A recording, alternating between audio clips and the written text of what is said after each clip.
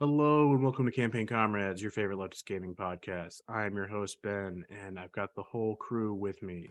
Matt, Mike, Andrew, how we doing? Yo, yo, yo. Doing well. We started before recording, kind of going over our last week in gaming, just catching up with each other. So it might be a little bit of rehashing for us here, but how's everybody been doing? Making some progress in some games, doing some stuff for the pod, for some personal stuff. Prayers up to Mike for branching out of his comfort zone and playing a new game and a new franchise. Yeah. Proud of Thank you. Proud of you. I'm bowing. They have to do like still a check. baby game, at the end of the day. Yeah, you didn't go too far out of your wheelhouse. Yeah, but it's for the pod. Yeah, so folks, he's playing a Zelda game. He's getting into it, which again, I have now only played like 3 Zelda games myself, but I've now become a self-converted Zelda head. And it's like I would push back a little bit, right? Like the combat and stuff in Zelda is that's baby brained baby game shit, but like the dungeon design and that kind of stuff takes some thinking, takes some experimentation. It's sure. And I was actually thinking about it, playing this retro Zelda game. That one of the things that we didn't touch in the Pokemon episode, that I definitely wanted to bring up, was the lack of the like puzzles in some of the newer Pokemon games, and this Zelda was definitely reminding me of that in the dungeons, because there was some decent ass puzzles. I mean, at the end of the day, they were like simple. It was like figuring out which pad to go on, or like which direction to slide on the ice to get where you're going. It takes some slightly more than childlike advanced spatial reasoning in some of these things. It's not for sure. It was fun. Pearl had some of that, like the ice gym. You had to slide around to knock the snowballs out of the way, and like and exactly. And that was a remake of the earlier air quotes on the teleporters being a puzzle in that game, because it was like 2 options. One of them took you to a dead end, and the other took you to the right path. Like it wasn't like the older games where there was 3 teleporters and you had to pick, and 2 took to a dead end and 1 took to the right. Yeah. But no, I definitely think that lack of puzzling that was, to me, foundational was, something that I missed. And I feel like there's some show that I watched where there was a saying that was always be puzzling. Yeah, so it's New Girl. It's Winston. Winston from Winston New be puzzling. Terrible at puzzles. So just always be puzzling. Andrew, how have you made any more progress in Elden Ring since your Wednesday stream? I'm back on that Elden bead, and let's see, what have I done? I got through Millicent's Quest. I'm banging my head against Raise up. Yeah, it was good. It went well. Man, that tree spirit fucking sucks. Absolutely cheesed it, Matt. As soon as you said that, I was like, I'm a fucking fool. No, me too. I mean, like I actually fought him the real way. I actually fought him the real way. I fought it honorably twice, and then I was like, "There's got to be an easier way to handle this." And then, so I'm the only one who actually beat it without. I hated the putrid tree spirits. Oh my god, that arena is crazy. That arena. Yeah, I mean, I don't find them that bad. I had a decent lucky run where I got him stuck on the backside of one of the slopes and was able to chip away at him. I kited him to the point where I was up on the slope. I could hit a couple Comet Azures. He would then wind his way over. I'd hop down, run to the other one, and kind of rinse and repeat, and get some good moon sword slashes on him. But like, no, it was by that point that the putrid tree spirits and the tree spirit mini bosses had run their course for me in the I liked the avatar. See, I liked the avatars were cool. The putrid tree spirits, no. Usually their arenas were just a little too enclosed, or like filled the one in Gelmir on a precipice. I was gonna say the one in Gelmir with the cliff on one side. No, there were a few times where I was like doing really well, got it down really close, and then just rolled right off the edge. It's just like, no. But yeah, congrats on that. Congrats on that. You were saying you got Thank you. You've gotten closer on Melania. She's almost learned defeat. Yeah, I've like twice gotten Melania to her second stage with Tish at like 75% health or better. And one time I got her to like halfway, and the other time I got killed in the fucking balloon. Have you gotten her to do? So mad about that because. Have you gotten her to do the Aeonian Bloom more than once? I had one. I had that once. Yeah. That's usually an indication you're doing pretty well because you're able to live out like a full round of her before she resets. That may have been that may have then been the time that I beat her then. Because when she does that, you get a huge window to like rebuff, reheal, like get some damage in because she's stationary. It's usually by that point that your summon is dead though, because they run straight into it and are like, I don't understand why I'm taking so much damage. Area of effect, never heard of it. Yeah. I've been taking the tactic of trying to beat her first phase without Tish. But I've not been successful. See, that's pretty metal. I have all of her moves down except waterfowl. And like my brain just I can't like instinctively just run away as soon as she starts. I can't for some reason. I'm gonna send you a YouTube video that will give you some guidance on the cues to look for. Yeah, the rest of her moveset is honestly not that bad. You are right about that. It's the hyper armor kick is annoying, but that's just a game design thing, so you don't permanently stagger the very stagger prone boss. All right, we're becoming an Elden pod again. It's all right. That's fine. It happens. Yeah. But yeah, hopefully we can watch you bang your head against the wall against Elden Beast next week. No, hopefully you finish it today and you're just lord by tonight. I am hoping I'm lorded this weekend. That is my hope, because I want to play Resident Evil 4 very badly. I saw something about Resident Evil 4. I think it was actually Maddie Myers from Triple Click and Polygon who wrote an article in Polygon and was just saying like, yeah, it's actually not that scary. You know, it's more like, you know, if you don't like scary games, should you play RE4 remake? And you know, it's more camp than horror. You see, it's funny because I watched Zero Punctuation on it last night. Oh yeah, where Yahtzee said the camp was turned down. But he was not. The he was horror not turned up. No, he had it like camp to like normie would be the. Got it. I see. Yeah, he was not a huge fan. And then just before we started recording, Matt was regaling us with his adventures in Forbidden West, and now he's finally opened up the map, and things are ripe for opportunities. He's opened up the Forbidden nothing more West. satisfying than hitting a headshot on dude riding a machine. Yeah, no longer Forbidden West. Yeah, just I'm telling you, you got to be on the lookout for when you can unlock the braced shot skill thing on the. I've been spreading my skill points out for like trying to get the first surge for each thing. I eventually, I didn't nearly 100% the game, right? But I played it enough and did enough side content that I unlocked every skill in every tree by the end. I ignored all the trap stuff until the end, like the whole trap tree thing until the end. But like at one point, I just had so many skill points and nowhere else to spend them. They do give them out very judiciously, because you get them for completing missions and leveling up, which is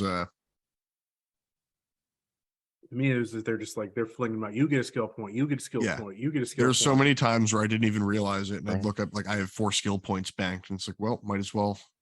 Yeah. I'm gonna have to jump time back to in. use them. I'm gonna have to jump back in and brush the cobwebs off because I will be playing Burning Shores. I feel like I need to. I might as well. That has a date, right? The 21st. Yeah, April 16th. It's. Oh, I thought it was the 21st. I saw that- I thought it was three weeks from today. I saw that Forspoken already has a DLC. I don't think it's Launch Or out like yet. May or something like that. Yeah. Yeah, like May 5th. I was kind of surprised.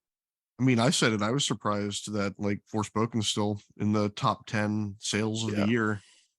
Granted, it's still 3 months First into quarter, the year, and yeah. It's been a slow year. Mm-hmm. Yeah. Yeah, there's no Elden Ring dropping. Yeah. And Forspoken was probably supposed Elden to Ring be was that, still but- in the top 10 sales for the Yeah, year. yeah. Elden Ring is yeah. still Elden Ring of this year. Yeah. Yeah, I mean, last year Elden Ring and Horizon both dropped in February, and we A haven't week had. apart. I think there's been 2 games that. I mean, Of it that was sort it of was Hogwarts magnitude, yeah. Legacy was the only Mhm. thing, and that's the only thing that's. I mean, that is still leading the charts in terms of sales. I'm like squinting over my monitor at my calendar that had all the release things, and I'm pretty sure it was just Hogwarts Legacy. I mean, there was a decent amount of stuff in February, but nothing that has really stood out or has taken over the discourse like Elden Ring has. Jedi Even got pushed. They say even Hogwarts Oh. Legacy, that was like the quote unquote the discourse TM, that Yeah, that's fallen off. that everybody had to talk about, for good or worse, all worse. I mean, it all the was- Even things that that's I've not being talked about anymore. all the things that I've seen regarding that are like the reason the drop off has been what it's been is mostly due to the fact that like once you push past the first like 20 hours or so, like you've seen everything the game has to offer, and you lose the new gameplay loops. It Yeah, already has a modding community. Like Every game has a modding community no, the second but, it like, starts. Yeah, but like to me, I noticed it in a way that I think kind of supports that 20 hours in you're not seeing anything new. The that so core many thing people are itself is very spending. shallow. The core thing Yeah, itself so is very shallow. that It's people are dependent on- spending so much time quickly, and like the modding community is becoming so popular so quickly because there's nothing Yeah. else to do in the game. Yeah. You got to make your own fun if you're a Hogwarts simp. They not thinking about all like the controversy and the problems with the franchise as it exists now. The fact that it just they couldn't even do the school sim type thing, which is really what people wanted. Yeah. Yeah, people just want Persona at Hogwarts. Yeah. But you know what I think is gonna sell gangbusters when it drops is the new edition of Warhammer 40K, when that eventually drops, baby. probably sometime this summer. Although it's interesting, and why I really wanted to talk about it is the model They're making of- Tyranids valid. They are indeed. You as a Tyranid player, Andrew, are seen and heard and valid now. I am happy. about Similar that. to how 9th Although- edition treated Necrons, 10th edition is treating Tyranids. Yeah, Finally I'm, getting I'm, new models. I'm pretty excited about that. But I do does this mean my codex is gonna be updated again? Like, is that Yes. No, yes, but no, not really. Okay. And so like in this Warhammer community thing that I sent you guys, it even says it's like, don't throw this doesn't mean throw away your codex yet. It's still rife with lore. And so let me see, blah blah blah. So new data sheets, all this. But like they say somewhere, don't go throwing away your codex and their cycling just yet. As well as months of gaming left with the current edition, your codexes remain a rich repository of lore and inspiration. But in terms of mechanics and all that, no, it's useless now. sons of bitches? It will be. It will be useless. Useless. It will be. Useless. But what's So will nice they release a new one? eventually, but what's nice about this, and they only tend to do this because, let's be honest, they're not doing this out of any sense of decency or generosity, right? I've said this before, and I'll say it again. Games Workshop is not actually a miniature or games producer. They're a book publisher. That's where they make their money. Black Library, all the books that you have to fucking buy to play this game. That's where they like make $50 a pop. That's where they make their money. It cost them, probably $5 to produce all in all. Yeah. So, and whereas like the plastic and stuff and like making kits and stuff is not a cheap process, as Matt can attest to. Definitely more profit margin. Molds are very expensive, yes. And like, yeah, the people who make them are very highly paid because they're very good at what they do. But or you get bad mold makers and your shit looks awful. Yeah, they tend, so what they're doing is something that they only tend to do when the rules changes are pretty major, when there really can be no overlap. So they did it from I think it was 7th edition to 8th edition, but they didn't do it from 8th to 9th. Is they put out and they called them, for the 8th edition thing, they called them something like indexes, but it was like all online. I think it was online. You could probably buy it physically, but they're putting out these new things that you can buy physically, but they're also going to be made for free online. Every single unit in the game is getting new data sheets that like obviously could not hold over from, say the way data sheets are being made are completely revamped and reworked. There is no you can't use a 9th edition codex or a 9th edition data sheet in this new rule set. They do not cross over, whereas there was compatibility between 8th edition and 9th edition things. So typical capitalists trying to get you to spend. I was gonna money. say, it sounds more like the college textbook model where you you just change some numbers in the figures. Oh, or worse, the law school textbook model where one case is changed or like one footnote, and, addition to addition. Not even thinking of it in terms of the economics of it, in terms of the game design and balance of it, this way is so much better because yes, not only do you not have to pay for it for this new shit, but like from 8th edition to 9th edition, yeah, the rules were technically compatible, but the armies that like did not get a codex until the last 6 months of 9th edition were stuck using an old edition with rules that are not optimized. So like they perform very poorly in the meta. They do not play as strongly as ones with new codexes. It's always the case. Power creep is a huge problem in 40K. Is that power creep's a problem in pretty much any game that has to last more than like 5 to 10 years. Yeah, it's just like a new codex released, they're automatically like the top of the meta. They do a very same poor thing job. with like Yu-Gi-Oh and even like the Pokemon. Anything that lasts TCG. more than like 5 to 10 years, you're gonna have. Like imagine trying to play a vanilla the genie, Lajin mystical genie. Yeah. So this will be essentially a clear blank slate where every unit of every army is getting new data sheets through these cards. Are gonna get stealth nerfed. They're talking about like how like a big thing that they're like say, oh yeah, we hear you type of thing. We hear how you hate having to lug around 6 different books in order to play our game. So like here, like we've condensed the rules.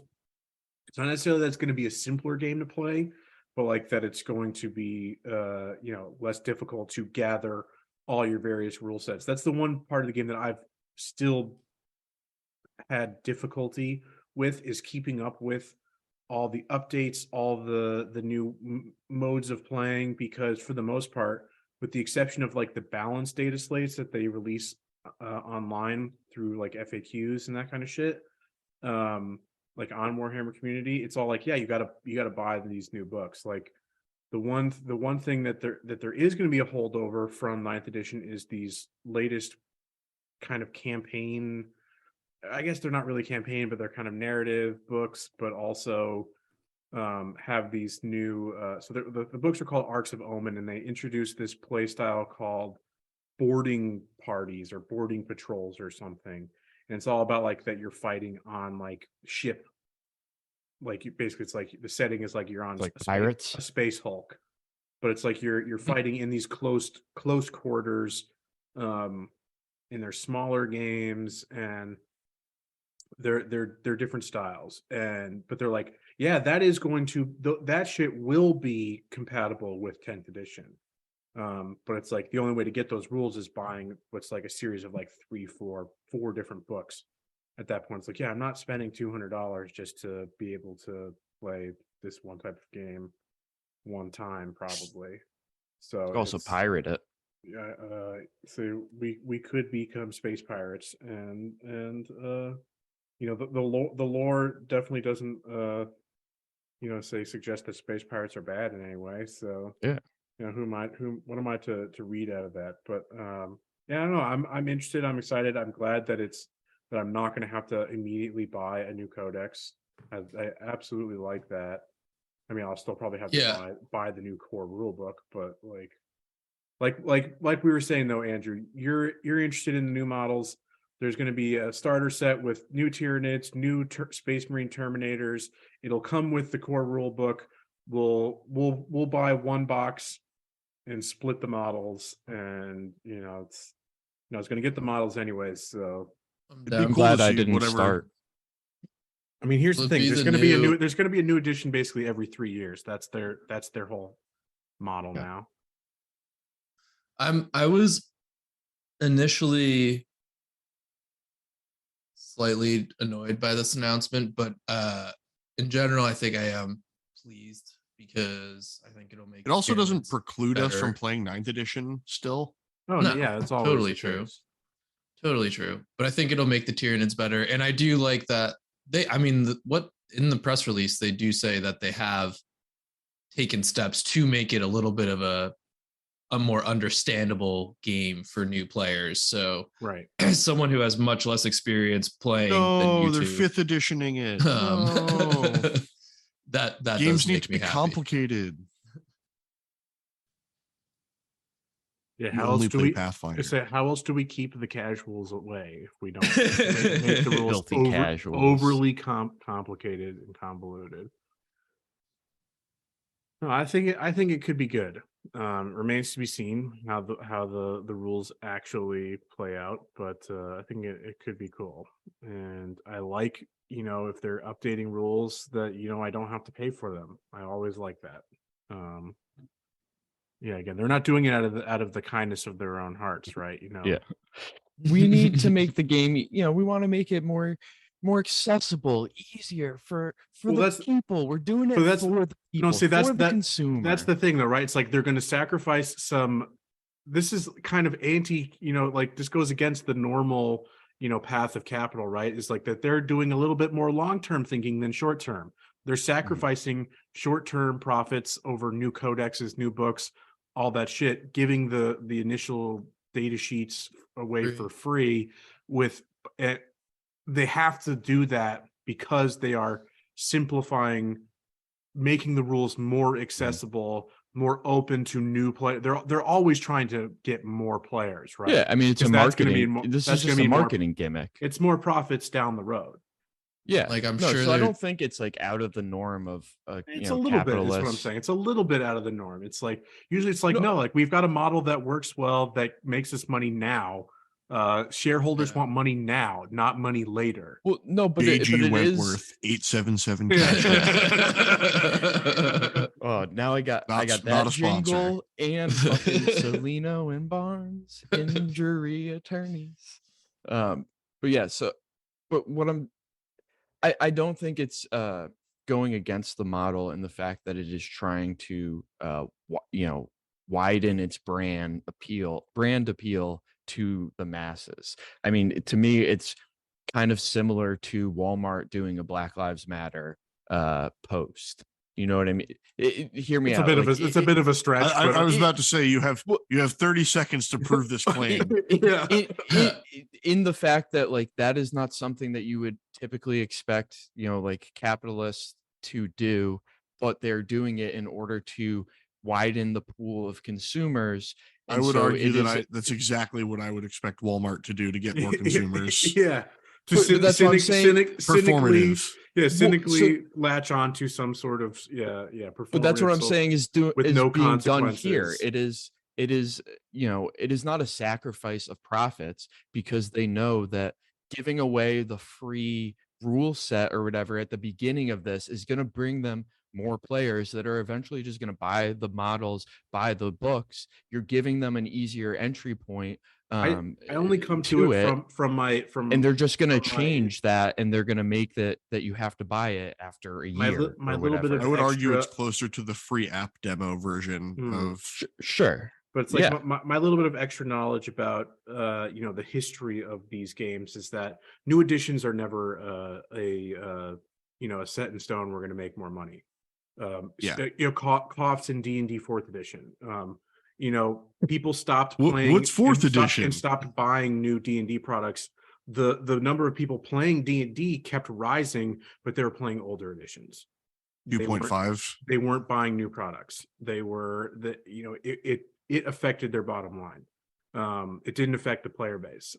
Whereas like it's always a risk to release this new edition, because there's a chance that it doesn't connect. What if it sucks? Yeah, what if it sucks? What if the rules are bad? They're doing it for free. So the cost of entry to the new edition, that people are going to just, oh, cool, I'm going to take these new rules because they're free and start playing them, just gets people into that edition. That is also true. The updated models. That is also true. So then when it goes, you know, they care less. They care less about pay, older players, and they care more about more newer Yes. players. That will always be the case, because they're always going to, you know, care older about the players newer die player. a lot sooner than younger players. Well, I mean, you know, they're constantly trying to expand, and that's what they're doing here. And you know, again, having the free rule set at the, you know, onset, to me is just a way to get people's foot in the door, whether they end up liking the new. No, I just know that that's not their not. thinking. I know that's not their thinking, because that's just, if it was, they would do that over every edition, and they don't. They only do it when they have to. They only do it when there is a mechanical reason that they must do it. Yeah, Like, hey, Tyranids have been ignored well, exactly. for like 20 years. I mean, you're not going to do it. You're not going to have it be free, the whole 9th edition of it. And the whole 10th edition, the rules aren't going to be free. It's because it's a new thing. That's why I'm saying it is a marketing gimmick for the release. No, I'm talking about is they don't do it all the time I'm saying when they don't have that grace period between every edition. If it was just a marketing thing, they would do it all the time. New marketing people, you know what I mean? Like it, you know, that's not, just because they didn't do it all the time doesn't mean they're not going to change that formula based on the, you know, the economy, based on who they have in their marketing. They just hired a department. 22-year-old to be the new head of marketing. He's using things like Riz and but you know how, like, I know that you know, as much as the marketing people may change, the marketing strategies don't. I just want to quick mention the, you know, already early pouring one out for another dead games as a service before it's even launched. The Suicide Squad Kill the Justice League is like all but confirmed to be delayed. You know, I just, again, so that the shitty transition aside, is, you know, it's like that's a similar kind of argument, right? It's like that you know, people are, these games are new. This is the first attempt at this studio to do something like this, but they are stuck in this mode of doing things that they're delaying and not fixing that part of the game. So right. I look at this, I'm like, cool, you're delaying me not buying your game. Yeah. Like, congrats. I don't know. It's just this game is just I had so much. I had so. I want to so- shoot so many guns high with King hopes. Shark though, because that's what he's known for. Yeah, King Shark with a minigun. Man, it's just the game sort of service model needs to be taken out behind the barn and put a bullet in its head. This is when I angrily shake my Yes. fist at the sky and blame Fortnite for succeeding so hard at the everlasting game model. Oh, this is a complete tangential, but did you guys, speaking of Fortnite, did you see that article I sent about the profit sharing thing that they're doing with Fortnite creators? Like their Epic is like putting all their quote unquote putting all the money on the table, and it's like you're gonna be, depending on how your island that you've created performs, you like are going to be entitled to this profit. However, it's what who's also entitled to that money, the main battle royale Epic created funding thing. They're like, oh yeah, we're going to put all the money out so creators can get it, yet we're also going to include ourselves. Little known independent creator Epic is also going to be is going to be able to apply for those funds. What are these islands? That's how Fortnite works. It's like it's game modes. They're different game modes, and like independent creators can make their own islands. Back in my day, Fortnite was a single player tower defense game. Yeah. But yeah, like that's why I was confused. The main island is like the battle royale thing that Epic creates and runs and does all that. But they're saying like, yeah, we're also eligible for this, eligible this for all these money. funds. Yeah. So fucking funny. Hell yeah. What a model. Good for them. All right, that's my spiel for the episode. Who wants to go next? What else we got for our month in review? Well, if we're going from gaming as a service to pivot over to gaming on streaming platforms, which is coming to a Netflix TV near you. Are you prepared? To be used by less than 1% of its subscriber base. Yeah. Does anyone remember in like 2018 maybe there was like a game, there was some show where you like made choices and it could change the outcome. You like it was the Netflix show. Yeah. Oh, there was like a choose your own adventure, a choose your own adventure type thing. Yeah. I imagine like that is going to be similar to what Netflix is envisioning, just like slightly built out from that concept. There was a Black Mirror episode about it that did that. No, this was just like specifically a show that they had. Don't it you was worry. like I thought it had like Bear Grylls in it or something. It was like a survival show, like some shit like that. Oh, there is a Bear Grylls one. Yeah. Yeah. Yes. Right? Interactive special. I'm looking at it right now. Yeah. You're right. Okay, I'm not crazy. Are you talking about Bandersnatch? Bandersnatch is the one that I was thinking of. Yeah.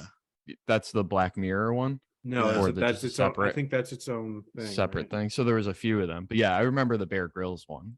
That's so funny.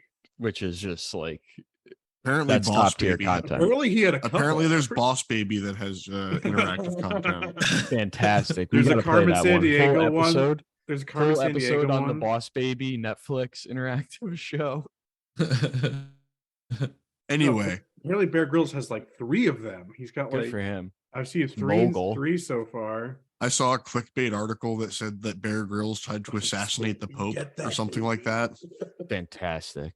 That's and then beautiful. it was like immediately shown with like the debunking of like no, Bear Grylls like met the Pope. It was like, and he had like a bottle on him that they had to like take off of his body because he wasn't allowed to like be near him with. Yeah, so you could turn anything into a weapon. No, you were correct though. Bandersnatch was a Black Mirror thing. I thought it was its own standalone. It is a standalone, but it was interactive episode like in that Black episode. Mirror. Yes. I wanted to say Babadook, and I knew that was wrong. So Bandersnatch, I was pretty close. But yeah, so Netflix, someone found it in their in the iOS code of the Netflix app. So shouts out to just like dudes in their basement scrubbing code, trying to, find out what's in things. Like they're doing God's work, finding out how Netflix is Data gonna, miners. how Netflix is gonna take over our lives with I mean, stupid Netflix mobile. gaming is a very weird thing that exists already, because like it launches through Netflix on your phone, but like uses the Play Store, I think.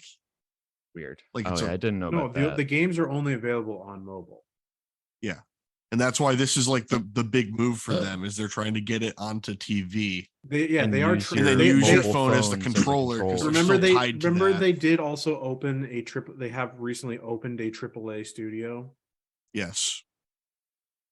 So Netflix getting in the game. Move over Xbox. No, they're both doing a peacock mating dance. I like.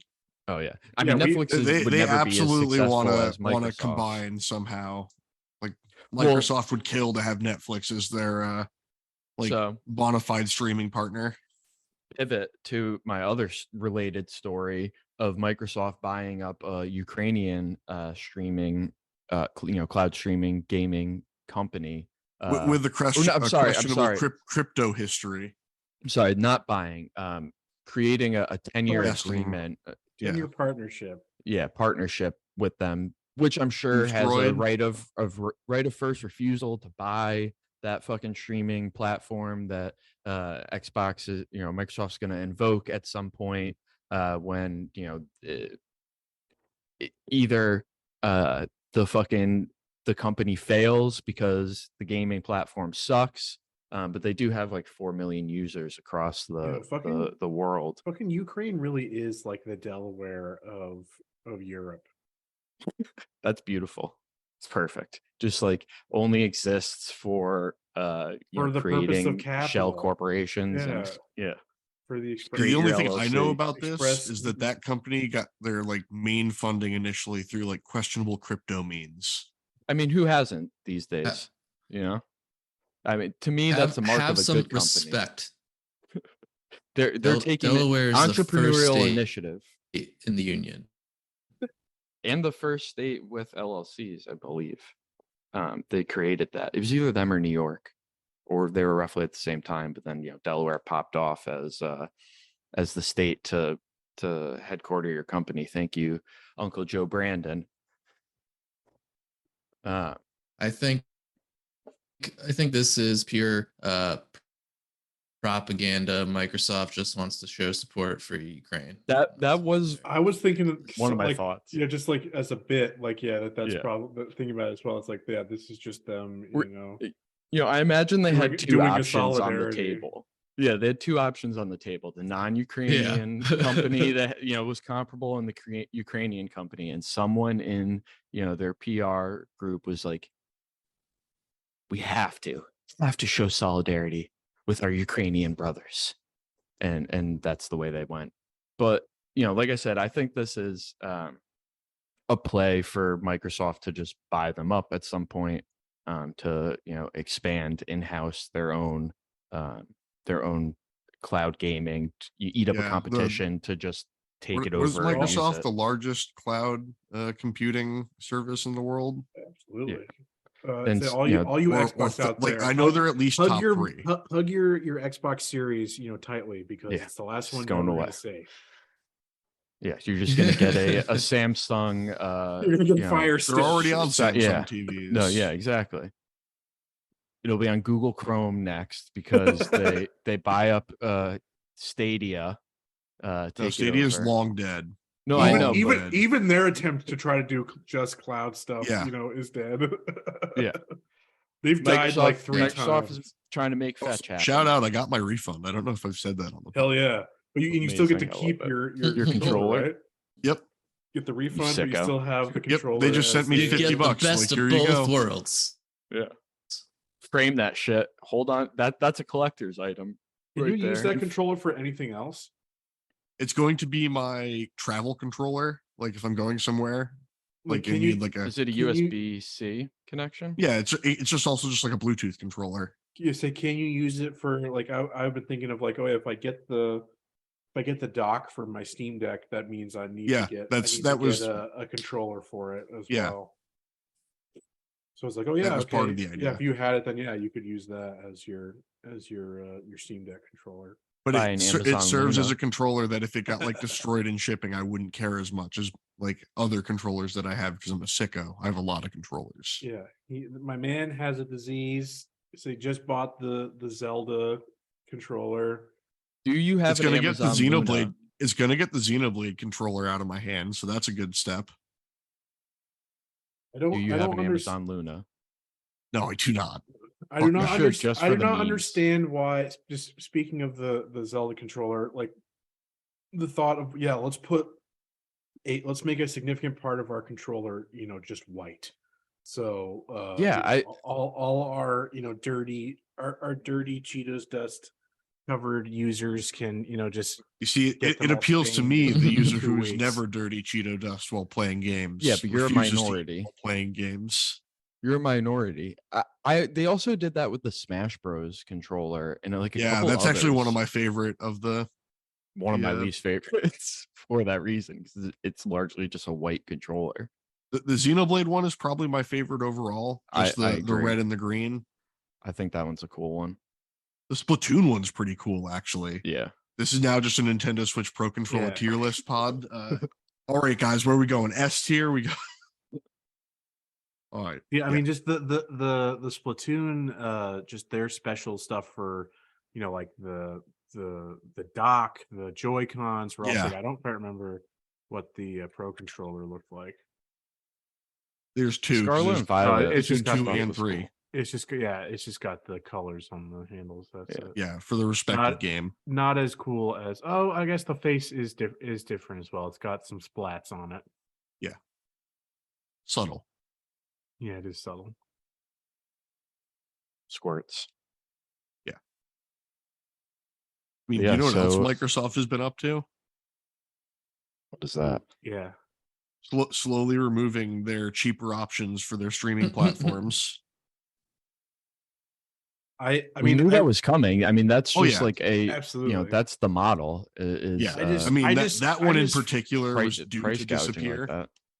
So yeah, you're referring to like they're getting rid of the $1 trial Yes. for first month for Ultimate. Yeah. I mean, I am just hopeful that they eventually do roll out the family plan thing It's because supposedly hit New Zealand already, or someone like they're changed their expanding time it. zone. No, they're expanding it. And it was like I- $45 New Zealand cash, which was like $25 US if you do the conversion.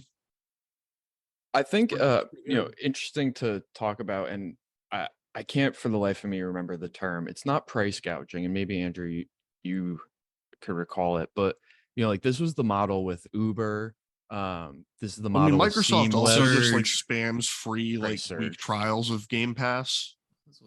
Like they give Yeah. that shit away like candy. I mean, because they can, and we've talked about it before that's a way of like boosting their numbers and things like that. But I bring it up because I saw this at the grocery store near me as well. Like, not only are prices going up because of Joe Brandon's economy and like quote unquote inflation, but this was a new grocery store. It's the name of it's Lidl. It's one of like the Aldi Trader Joe. Lidl. Trader Joe like conglomerate things. And they were like low neighborhood prices, and they started off extremely low the first year that it was here, and now it's just like comparable to fucking everywhere else. It might as well be fucking Whole Foods or Trader Joe's. And this is just like, I think brings me back to the idea of in 40K that like it's get people in the door with cheap shit. Same thing with Seamless. When Seamless first came out, there was no delivery fees. Now there's the delivery fee and the subscription, to get rid that's of how those all of delivery those fees. platforms start. When No, DoorDash finally that's came exactly. to Vermont, No, it was all that's like my point. That's free the of model. fees, and like the restaurants weren't getting charged for it. So it's not price It's surging, the Amazon Andrew, 'cause model, that right? that It's is operating at a loss, till Yeah. You would just completely dominate your particular. So to market me- The funny part was in service, and- Vermont with DoorDash, the second they started charging the restaurants, all the local restaurants just stopped using it. Yeah, like did their own. they created their own local versions instead. Yeah. No, and that's happened throughout the country. And even for Uber, there's like that kind of ride sharing, there's been like little local apps that have popped up around the country to try to compete locally, and somewhat do. But yeah, so Andrew, you were I'm a going to say big fan something? of every restaurant having their own delivery driver or service. More jobs for more people. I think. Well, I think Somebody's got to make this those is apps, right? an Somebody's got to Well, develop that those and like the apps. drivers and shit. Think about Yeah, it. no, Like I'm how, just I joking. how love else does delivery. technology That's improve? a fun job. But I do think this is interesting in so much as what it potentially says about their Game Pass subscriptions and how many subscribers they have. Like, if they're able to get rid of something that I would think that I thought really was helping them inflate their numbers, they must have some decent underlying stats going on at this point for them to be. And they're probably doing banking that. on Or they're just going to come Starfield out with being some new a promotion must at like play. $2 or something. That too. Or by That dropping too. the Maybe Fanboys it is plan. for Starfield in purpose. We've put too much money into developing this mess that we actually need people to pay money to be able to play it. Pay at least $15 for it. I still have my free month from when I bought this PC. It expires at the end of this year. So yeah, I've got also, a couple codes of but there's the stipulation they add after you do it once. Yeah, you Where can't if do you it on the activate same like thing. a free, like I have a 3-month for free, but if I activate it, I cannot hit suspend autopay. If I hit suspend autopay, it stops immediately. I have to, because they want you to leave it so that you start getting charged and into the cycle and just have it become one of your subscription services that you just pay for and don't realize. And some of them, you can't even do the code on like the same account. So I wonder if like even with the $1, there's a lot of first time only. Yeah, well, I think like I wonder with that $1 first time only, how many people were just like creating new accounts to get in on that deal to play. And I wonder if this is just like, Andrew, you're talking about like their subscriber numbers of this taking away, an easy entry point. What is that going to do to it? And I wonder if they're trying to level out and combat that the people that are taking advantage and just creating a new Gmail and Microsoft account and getting a free month and doing it the next same I know the on next console month. that might be a little difficult because you'd probably need separate gold accounts. Yeah, which would cost money. Yeah, even on PC, But on PC, I don't know how you viable. don't need PC would probably be but simpler. none of your progress would save. Yeah, but if you're just doing it for a new game, Yeah. You get 3 months and you play one game in that 3 months, and then you do another 3 free months, or whatever it is. It's pretty easy to switch out on the PC. You are right about the console, though. So it may be a small percentage and insignificant to them, but just the thought.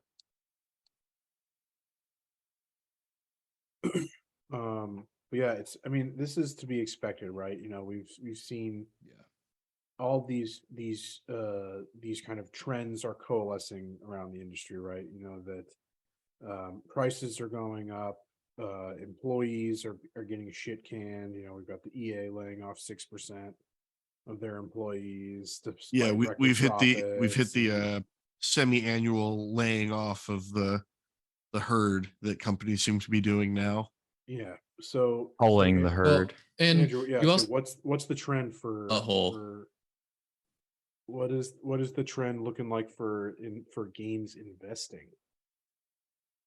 Yeah, so this is an article that comes to us from what's this webpage? Game.biz, I believe. Gamesindustry.biz, yeah. Hilarious. Gamesindustry.biz. Love any Thank .biz. I mean, they are legit. They are legit though. They're like the yeah. The mainstay to go for legit. No, they've been industry numbers.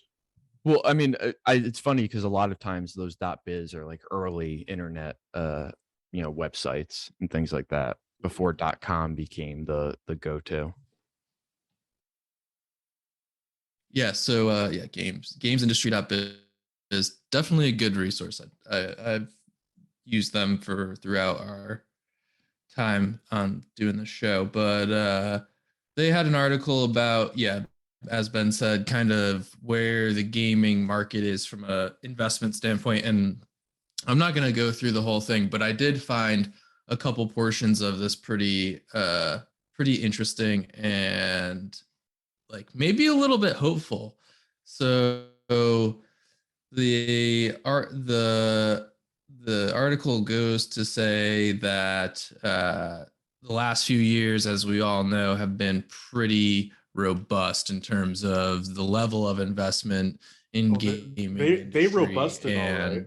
level of in the level of M&A, as we've talked about the Activision and all the other mergers ad nauseum. But today in the gaming industry, as with most sectors of the economy right now, everyone's kind of like clenching their butthole a little, nervous about what the fuck's going to happen. Are we about to go into a new great recession? Is the Fed going to have a soft landing? What's going on with inflation? These are questions swirling around all their silly little heads that make them panic and say, well, we need to charge more and fire people, so we have less expenses, get it done. So what's that mean for gaming? And they talked to a couple analysts in the industry, and what we're seeing is, and what they say is what I found to be interesting. And that was that this is from Spike Lorre. He's a partner at a VC fund, Hero Capital. We love them. And he said the investment landscape has been wild. The last 2 years has been the golden time for founders. If you have a PowerPoint presentation and you're making a blockchain or metaverse game, you'll get $5 million and a $25 million valuation, and nobody's asking questions. It's created a monster. Fucking eye. So what you're saying people is are we asking should for put something together.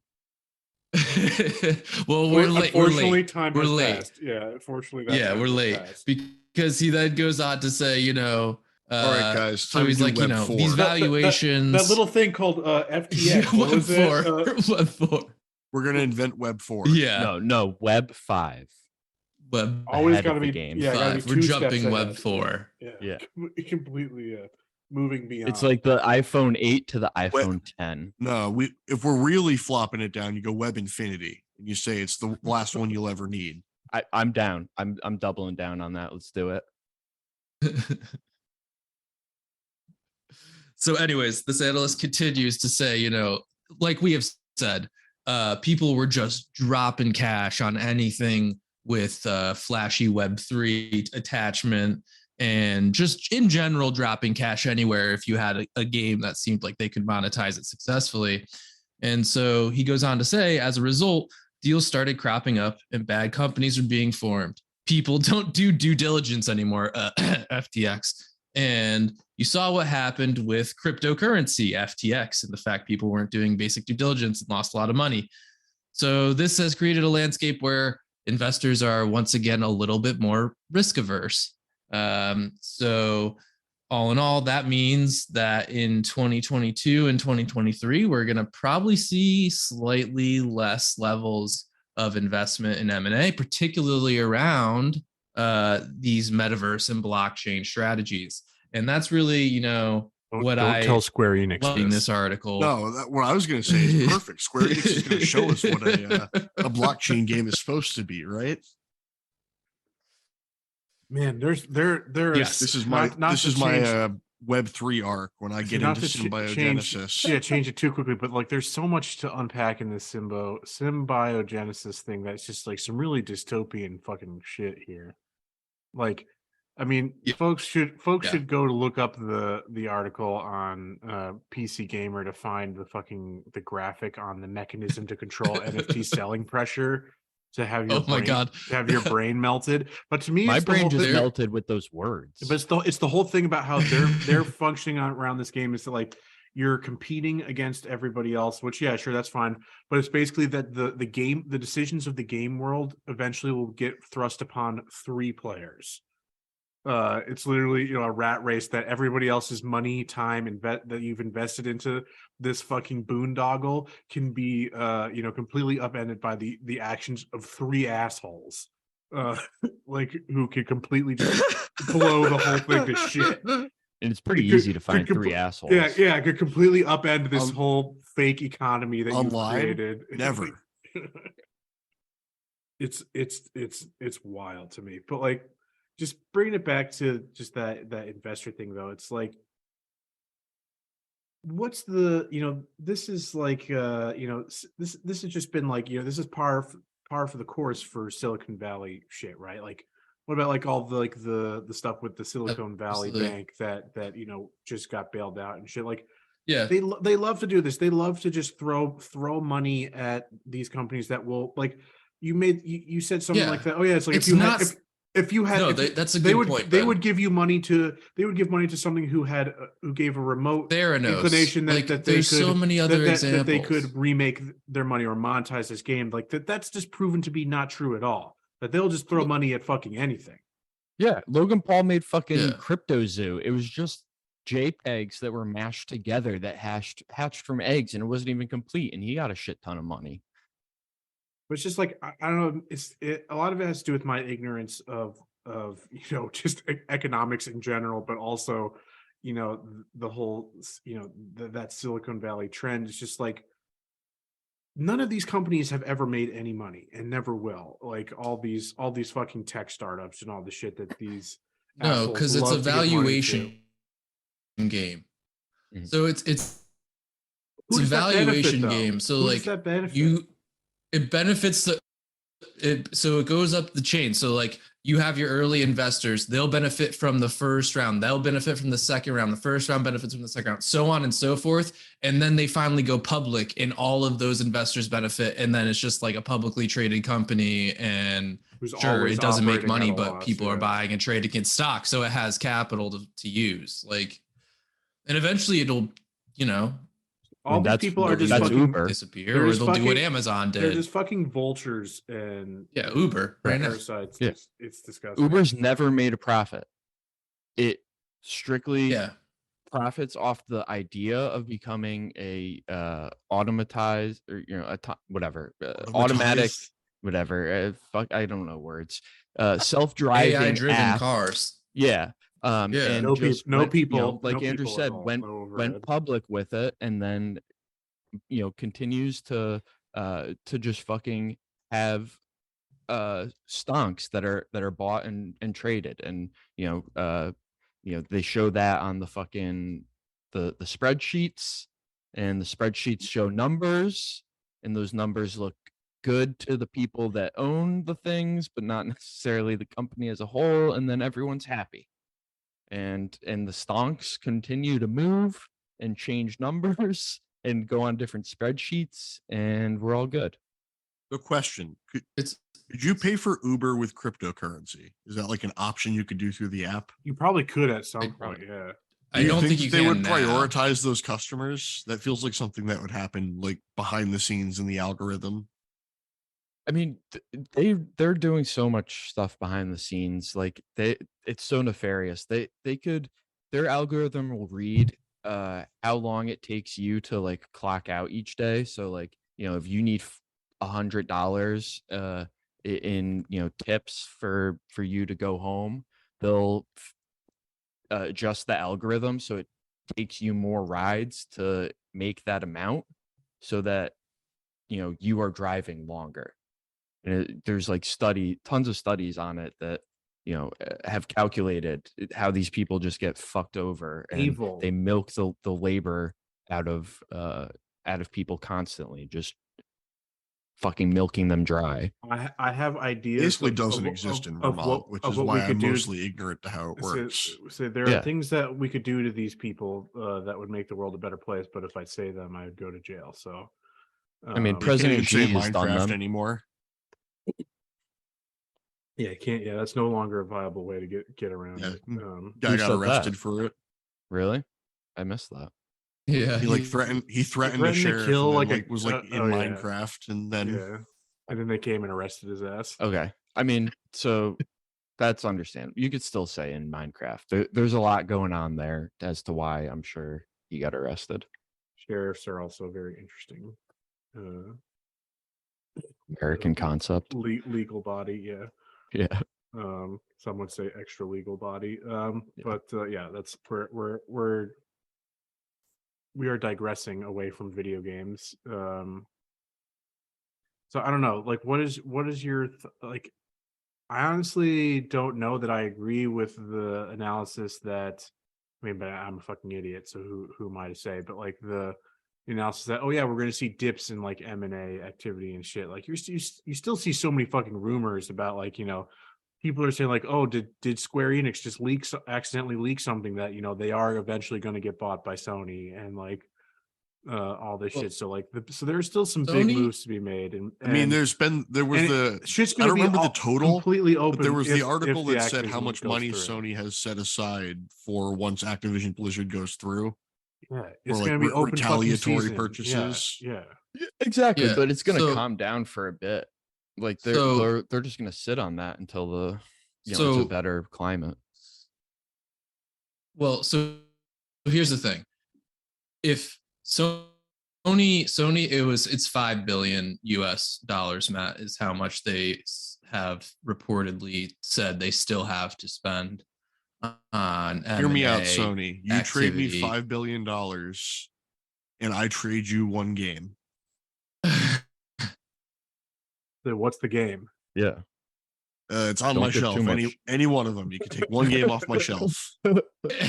Anyone.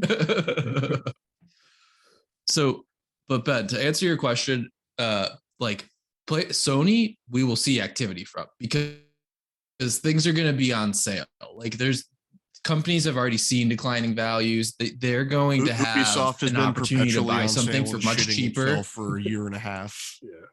Yeah. Ubisoft, that's basically 100%. Who wants them though? Nobody. But no way Sony wants Ubisoft. Yeah, there's no benefit to Ubisoft for them. But they have $5 billion to spend. I do think in general you'll see M&A activity go down because of just the underlying capital, like how capital moves, and with where interest rates are, companies have less to invest. Like they just they're not going to borrow at these rates today to make some of these investments unless the prices go way down. So like there's going to be a balance, but it's not like it'll completely disappear. We're still going to see deals. Those that have the money and have the actual capital and don't have to borrow, they'll still be making deals, especially now, because that's when M&A lawyers cheaper. M&A lawyers need to stay in business. They need come on, like they need to make their. They've got how much funding do you think the Saudi Crown Prince is going to be doing? But from M&A attorneys, stuff has been slowing down compared to the heights that we had seen a couple of years ago. They definitely have some less work. Still making absurd amounts of money to be evil. Yeah, they're gonna be fine. I wouldn't worry about the M&A attorneys, but things are definitely their bonus might be slightly smaller, be 125 instead of 150. But all right. So anything else anybody wanted to bring to our attention here? I mean, not to end the pod on a sad note, but R.I.P. Lance Reddick. Yeah, man, that's so sad. Yes, legend. It does seem like every time they mention him in the game now, it's one of those in memoriam. Yeah, but there are going to be a few final performances that I think we're gonna get. He voiced Hellboy in that new Fuck Hellboy yeah. game that was I'm excited announced about not that game. too long ago. But yeah, very sad. I don't know if he was dealing with some sort of A health lot of good issue, but, like, characters. yeah, but only like 60 something, like not that I was old. gonna say he wasn't old Yeah. by any like hard stretch. No, all I saw was sudden. Yeah, that's very sad. R.I.P. To not to end not on a sad note but a hater note. Just last final thing I'd say is just like we were again talking about games as a service, all these trends that these games are chasing poorly is a big thumbs down for what Redfall is looking like. It's not Yes. technically a Oh, games as a service, God. but like the always I online like when they were like, we're bullshit looking into that if they're we can try- make the single that they're- player not need online. I was like, Yeah. oh, that's so patronizing. Yeah, and like their whole shit that like I think I don't like to use the term, but like it borders on like gaslighting. They're like, oh, we needed to have it always online because of like we're relying on like telemetry that like you will send back so that we can balance games. It's like motherfucker, they've done they've been doing balancing and stuff without that shit for forever. So suck my dick, like fuck you. It never needed to be a thing in the first place. The game is looking mid at best. There's the whole again. This is also the Redfall one is kind of an interesting I mean, encapsulation they of haven't really all been these like topics. gassing it up either. Like there hasn't been a lot of marketing closing in on the launch. They had that one bit of like where they had creators present where we got these impressions, but there's like also that bit about how they canceled the PS5 version after the Bethesda buyout, which that paints a very bad picture of the arguments that Microsoft is trying to make with the Activision buyout. That like that they're not going to that they're it's obviously they're incentivized to leverage these properties and these creators to further wall their own garden, right? That they're of course going to push these things to exclusives, and like that they're obviously going to try to make COD as exclusive as possible and leverage all these other IPs that Activision Blizzard brings to the table. So it's like it's a perfect encapsulation of all these trends that's going on. So I don't know. It's another game that I was like really interested in, and just the more I've seen, the less I am. I was real interested in it, and then they showed that second. It was that second showing that they did where it all died immediately because it was like it was showing off stuff, and then it started. It was just like always online, like for single player or multiplayer, like all of the things that in was a row. all the impressions as well. We're saying like, oh yeah, all those creator impressions were single player only. Yeah, and they're like something felt missing. It felt lackluster. It felt like you're only supposed to like that my character's abilities are only part of the picture. That like Yeah. in order to really like get what Arcane is known for of like creative, immersive, You have to be playing with emergent everybody. gameplay. You got to play with everybody who has all the abilities shared that you can bounce off each other, and that like we've seen people say this again, and we've said it as well. It's like you really can't do single or multiplayer and have them. I mean, it was the single single and worst thing that they multiplayer, showed about and Suicide Squad was like, Yes. you can either do one really well or both extremely mediocre. There is no Yes. you can't really do both. They both experiences require fundamentally different things. So, and from a simple balance mechanic point of view, you can't have both. So, I think it's going to be a miss. Ugh. I think it's going to be a miss, but Both those games just Starfield. look so I'm on bad. I've been on red alert for Starfield since the like first real showcase they had for it. since I still have Game Pass, I will probably play a little bit of Starfield just to cover it for the pod, and just see how it is. But I have very little hopes for that as well. But I was interested until they said 1,000 planets, and then I said, "Fuck you." yeah, all right. So that's our hater corner for the week. We're gonna end on 1,000 planets. Yeah. Aren't you excited to explore them all in infinite detail, in all their procedurally generated glory? Yeah. to find. Oh, this one has purple plants. Yeah, to find the 4 curated cities amongst the 1,000 planets. I wonder what, look, this what one else has cows. Yeah. Oh, look, this one has green cows. All right, but plug time. Folks, check out the Twitch channel, twitch.tv/campaign comrades, but pay attention to the YouTube channel as well. Got some videos and stuff that are going out, some things that have already gone out, experimenting with streaming on YouTube as well for some personal stuff. So that's been cool. Yeah, that's basically it. Mike, you have any no Mikey Deals no plugs? No Mikey Deals plugs this week. All right, you'll have to wait, folks. You'll have to wait for those later on. Until next time, we will see you. Good night. Good gaming. Bye bye. Hey. Bye.